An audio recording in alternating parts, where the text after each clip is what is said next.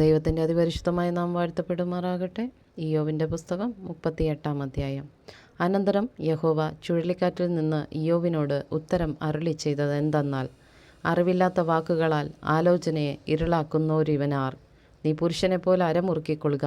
ഞാൻ നിന്നോട് ചോദിക്കും, എന്നോട് ഉത്തരം പറക. ഞാൻ ഭൂമിക്ക് അടിസ്ഥാനമിട്ടപ്പോൾ നീ എവിടെയായിരുന്നു? നിനക്ക് വിവേകമുണ്ടെങ്കിൽ പ്രസ്താവിക്ക. അതിൻ്റെ അളവ് നിയമിച്ചവൻ ആർ? നീ അറിയുന്നുവോ? അല്ല, അതിന് അളവുനൂൽ പിടിച്ചവനാർ?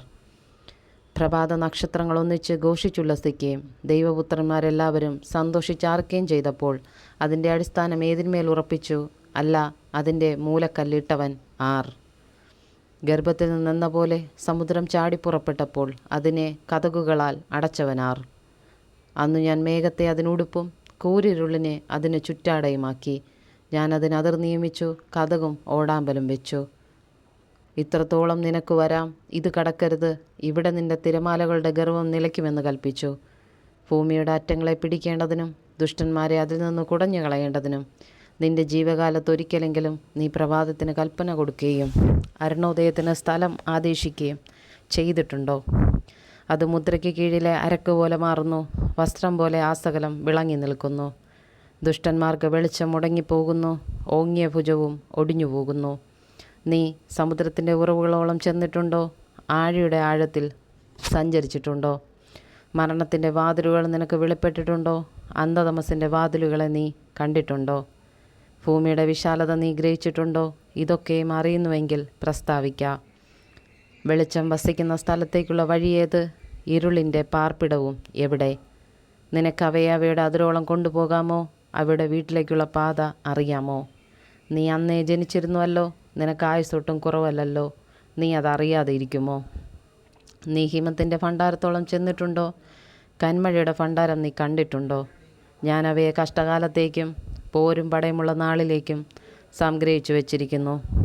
വെളിച്ചം പിരിഞ്ഞു പോകുന്നതും കിഴക്കൻ കാറ്റ് ഭൂമിമേൽ വ്യാപിക്കുന്നതുമായ വഴിയേത്?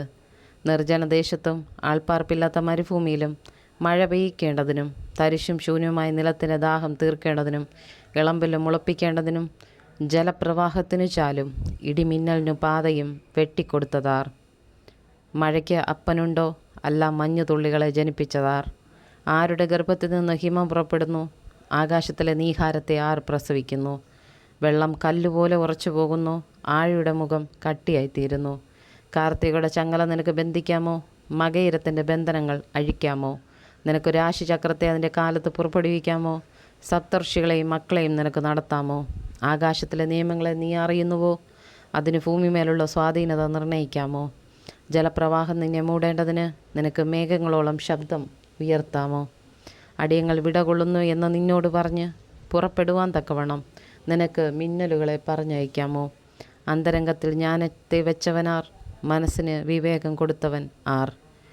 ഉരുക്കി വാർത്തതുപോലെ പൊടി തമ്മിൽ കൂടുമ്പോഴും മൺകട്ട ഒന്നോടൊന്ന് പറ്റിപ്പോകുമ്പോഴും ജ്ഞാനത്താൽ മേഘങ്ങളെ എണ്ണുന്നതാർ? ആകാശത്തിലെ തുരുത്തികളെ ചരിക്കുന്നതാർ? സിംഹങ്ങൾ ഗുഹകളിൽ പതുങ്ങിക്കിടക്കുമ്പോഴും അവ മുറ്റുകാട്ടിൽ പതിയിരിക്കുമ്പോഴും നീ സിംഹിക്ക് ഇരവേട്ട അടികൊടുക്കുമോ? ബാലസിംഹങ്ങളുടെ വിശപ്പടക്കുമോ? കാക്കക്കുഞ്ഞുങ്ങൾ ഇരകിട്ടാതെ ഉഴന്ന് ദൈവത്തോട് നിലവിളിക്കുമ്പോൾ അതിന് തീനെത്തിച്ചു കൊടുക്കുന്നത് ആർ?